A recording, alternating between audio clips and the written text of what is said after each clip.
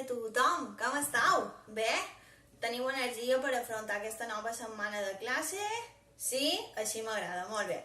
Anem començant a poc a fer més activitats i seguim avançant. Per favor, si algú en qualque moment se troba que se perd, troba que qualque cosa és molt difícil, que no l'entén, escolteu-me, m'ho deis, fem una videotrucada, jo vos explic el que faci falta. Repassant plegats el que necessiteu.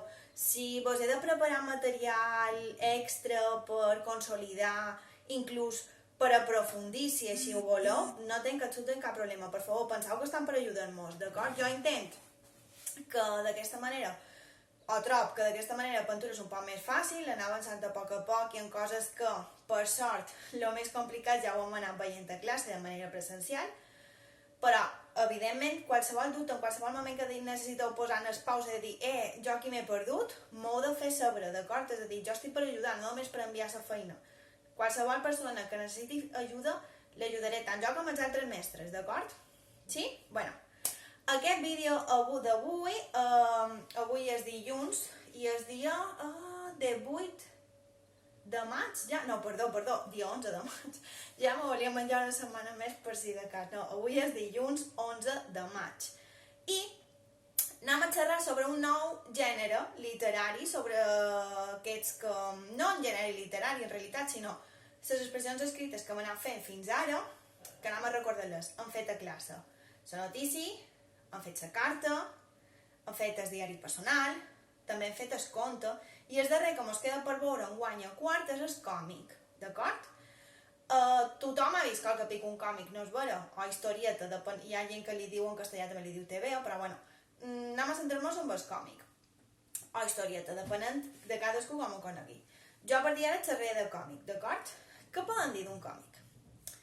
Evidentment, n'hi ha de moltíssims estils, de moltíssims gèneres, ja poden ser d'acció, de ciència-ficció, de fantasia, d'humor, del que sigui, d'acord? Els còmics, com molt de vosaltres ja haureu vist qualque vegada, què solen ser? Solen ser històries molt llargues? Solen ser més bé breus? Què penseu? Hi ha molt de text? No n'hi ha molt?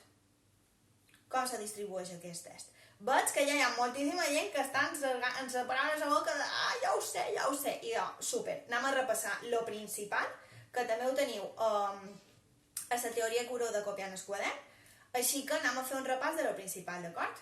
Bueno, el còmic sol ser una història breu, d'acord? El manco, el que jo us demanaré ara d'aquí, en aquest nivell, el nostre nivell, és que sigui una història breu. Breu no vol dir que en 2 vinyetes estigui acabat, val? És una història que normalment és breu, no és una història... Els còmics normalment no tenen 400 pàgines, com poden haver llibres que conten contes o històries fantàstiques que sí que ho poden tenir. Per tant, a dins el còmic tenen que normalment són històries breus. Aquestes històries venen presentades en un text llarg, com un dibuixos llargs? No, venen emmarcats dins un quadradets. I aquest quadradets se m'ha tancat la persiana, ara sobresalta, ja està. Aquests quadradets reben el nom de vinyetes, d'acord? Cada un d'aquests quadres, cada quadradet que té un còmic, s'anomena vinyeta. Normalment són quadrats, però també poden ser rectangles, d'acord? Què més coses té un còmic? En el còmic que predomina el text o la imatge. Quan dic imatge em refereix que dibuix, personatges, paisatges, tot això. Què predomina un còmic? Dibuix o imatge? Dibuix, no és vera? Per tant, és molt important que els dibuixos estiguin ben pintats. Jo soc la primera que vosaltres sabeu que dibuixar, el que és dibuixar, jo, que a vegades he fet un pato i m'ho dit, això és un pato. Val? Jo soc la primera que dibuixa no dibuix bé, però bueno, és molt important la imatge, és la impressió d'estar ben pintat, els colors, l'expressió, d'acord? Després, el text que apareix en els còmics apareix de qualsevol manera o està recollit de qualque manera, a qualque banda.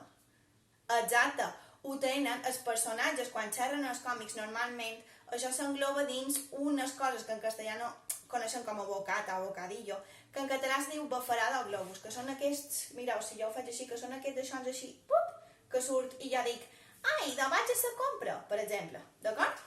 Per tant, tenim històries breus on predomina la imatge, que el diàleg o les converses apareixen a dins bafarades o globus, podeu dir com vulgueu.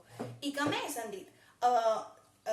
evidentment que les vinyetes poden ser tant quadrades com rectangulars i que a més hi ha una cosa superimportant que hem d'afegir, que tenen de característics els còmics.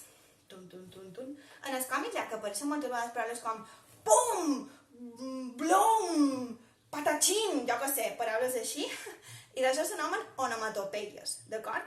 Onomatopeies vol dir que aquesta paraula no té un significat per si, sinó que simplement el significat d'aquesta paraula és el so que té. Pum! Si llegim pum, que vol dir que ha explotat qualque cosa, que mos han pegat un cop, que s'ha caigut qualque objecte, etc. Val? Anem a fer un petit repàs. Han dit, còmic, història normalment breu, que apareix en vinyetes, on predomina la imatge, el text apareix en globus o farades i també sol haver onomatopeies. Així que res, ja sabem el que havíem de repassar del còmic i ara és el vostre torn. Vosaltres ara heu de fer un còmic, així que imagineu-vos què vos agradaria llegir, sobre què vos agradaria escriure, perquè el xulo d'això és que després tots els còmics que farem els podrem després, quan tot torni a la normalitat, compartir amb els nostres companys i fer un préstec de còmics, d'acord? Així que, xicos, ànims, intenteu que siguin històries divertides o entretingudes, que ens facin passar una bona estona, i qualsevol cosa, ja ho sabem, estem aquí per lo que vos faci falta. Així que res, vos envio molta força, molt d'ànims, beso molt gros.